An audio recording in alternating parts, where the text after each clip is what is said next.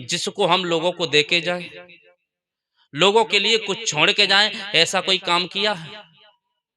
यदि कोई सोचे कि मैंने बहुत धन कमाया है, मैं अपने बच्चों के लिए धन छोड़ के जा रहा हूं, तो ये उन्नति नहीं है। धन आप कमाए ना कमाए कोई जरूरत नहीं है। यदि आपका बच्चा योग्य है, समझदार है, जिसके अंदर में ज्ञान है, तो वो धन कमा सकता है। आप कमाए ना कमाए उससे कोई फर्क नहीं पड़ता। और यदि वो बच्चा आपका, आप धन कमा के भी जा रहे हैं, धर के जा रहे हैं, और कहीं बच्चा दारूबाज निकल गया, तब बच्चा जुआरी निकल गया, तब पूरा साफ कर दे, कोई मतलब नहीं है। तो धन से उन्नति नहीं है, धन से आपकी संपन्नता नहीं है, क्योंकि धन को तो आपका बच्चा बर्बाद भी कर सकता है। और यदि धन नहीं है तो आपका बच्चा संस्कारी है तो कमा सकता है। ये आपके जीवन की कोई मेहनत नहीं है, वो अपने अपने ढंग से सब करता है। आपने सोचा मैंने बहुत जमीन छोड़ी है, तो बच्चा जमीन भी ले लेगा, जमीन खरीद सकता है, योग्यता है तो। वास्तविक हमारी कमाई क्या है, इस पर हम गौर किए? सदगुरु कबीर कहते हैं क्या? कबीर हम पैदा हुए, जग हंसे हम रोए, ऐसी करनी कर चलो, हम हंसे जग रोए। ये साकी बहुत मार्मिक है और प्रचलित है, कबीर की वाणी है कि जब बच्चा का जन्म होता है उस समय वो रोता है, और घर में सब लोग खुशी मनाते हैं, हंसते हैं, थाली ताली दोनों बजाते हैं, बधाइयां देते हैं। आज बच्चे का जन्म हुआ है और वो चिल्ला रहा है और रो रहा है, लेकिन लोग हंस रहे हैं। और यदि बच्चा रोए ना, तब जैसे कोई पैदा हुआ वो चुपचाप बैठा है, तब तो उसको रुलाया जाता है। माताएं जानती होंगी, अगर बच्चा पैदा हुआ है, उस समय आया है बाहर, और उस समय रोया नहीं है, बैठा है एकदम चुपचाप लेटा हुआ, तो उसको हिला उलू कर थाप तपर्रा देकर के रुलाते हैं, रो, क्योंकि तू रोने के लिए आया है। उसको जबरदस्ती रुलाया जाता है, तब समझते हैं कि हमारा बच्चा स्वस्थ है। नहीं रोएगा तो बड़ा मुश्किल है। और कहीं बच्चा पैदा हुआ और हंसना शुरू कर दिया, तब तो और आफत आ जाएगी, सब डर जाएंगे कहीं राक्षस पैदा तो नहीं हो गया। जैसे राक्षसों का जन्म होता है और वो पैदा होती हंसना शुरू कर देता है जोर जोर से, और कहीं कोई बच्चा पैदा हुआ और कोई हंसना शुरू कर दिया, तब भी आफत है। कहेंगे कैसा बच्चा है, तो राक्षस का कोई वो तो नहीं है अवतार जो कि हंसना शुरू कर दिया। उस समय यदि बच्चा हंसेगा तो लोग परेशान हो जाएंगे, लेकिन रोएगा तो लोग हंसेंगे।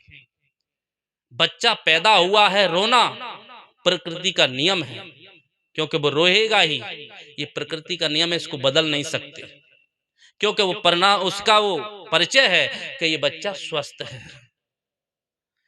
रोना मजबूरी है, नियम है प्रकृति का, उसे टाल नहीं सकते। लेकिन बड़ा होने के बाद भी रो रहा है, जवानी आई फिर भी रो रहा है, बुढ़ापा आया तो रो ही रहा है, और अंतिम समय भी रो रहा है, तो ये प्रकृति का नियम नहीं है। जन्म लेते समय रोना प्रकृति का नियम है, लेकिन जीवन जीते जी रोना उस समय फिर प्रकृति का नियम है, फिर हमारे बुरे कर्मों का परिणाम है। जन्म लेते समय रोना कोई उसको बुरा नहीं मानेगा, लेकिन कोई जवानी में रोता है तो बुरा मानता है, क्योंकि उसके जीवन के परिणाम है, उसके कर्मों का फल है जो वो रो रहा है। और आज होता यही है हर आदमी के साथ, रोते रोते जन्मता है, शिकायत करते करते जीता है, और पछताते पछताते मरता है। ये तीन विधि हैं लोगों की। रोते रोते जन्मता है, लेकिन शिकायत करते करते जीता है। शिकायत करते करते, पिता ने मेरे लिए ये नहीं दिलवाया, माता ने भोजन नहीं दिया, पत्नी ठीक नहीं मिली, बच्चा ठीक पैदा नहीं हुआ, बच्चा मेरा कहा नहीं मानता है, मेरे पास धन नहीं है, मेरे पास मकान नहीं है, मेरे पास ये नहीं, हमेशा वो शिकायत ही करता रहता है।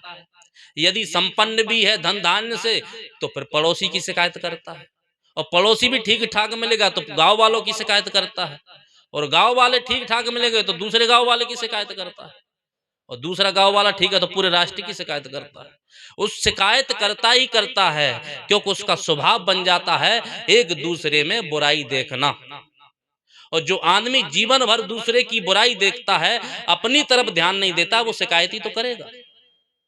जो आदमी अपने मन को नहीं देखता है, अपने जीवन को नहीं देखता है, सदैव उसे दूसरे के अंदर में बुराई पैदा होती है, बुराई लगती है, वो सदैव बुराइयां ढूंढता है, इसीलिए वो शिकायत करता है और अंतिम में पछताता है। पछताता किस लिए है? उसे जब होश आता है, जब वो 55 से पार चला जाता है। बचपन रोने में निकालता है और 55 तक शिकायत करने में निकालता है, और 55 के बाद फिर पछताने में निकालता है। उस समय उसे ज्ञान होता है, बोध होता है, समझदारी आती है कि काश मैं भजन कर लेता, काश मैं भी भक्ति कर लेता, काश मैं भी सत्संग सुन लेता, काश मैं भी कोई कथाएं सुन लेता, तो मेरा जीवन ज्ञान से परिपूर्ण होकर के और मैं भी आनंद की अनुभूति करता।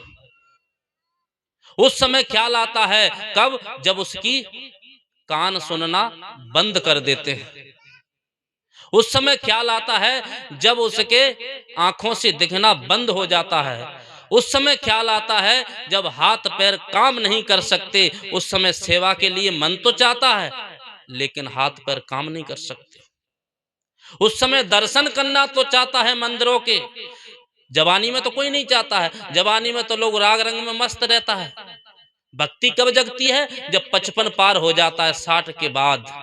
लोग कहते हैं वो तो बुढ़ापा आ गया, भक्ति कर लो। जितना उठ पटांग करना था जवानी में कर लिए, खुरापाते। अब भक्ति का समय है, बुढ़ापा। अब सोचिए बुढ़ापे में भक्ति होगी कहीं? कोई चाहे कि मैं दान करना चाहूं बुढ़ापे में, तो वो तो खुद ही आश्रित है दूसरे पर। वो तो बच्चों की तरफ हाथ फैला रहा है कि मुझे खाने के लिए दे दो। वो दान क्या करेगा? वो चाहे कि मुझे तीर्थ स्थानों पर जाना है, तीर्थ करना है, स्नान करना है, तीर्थों में जाकर के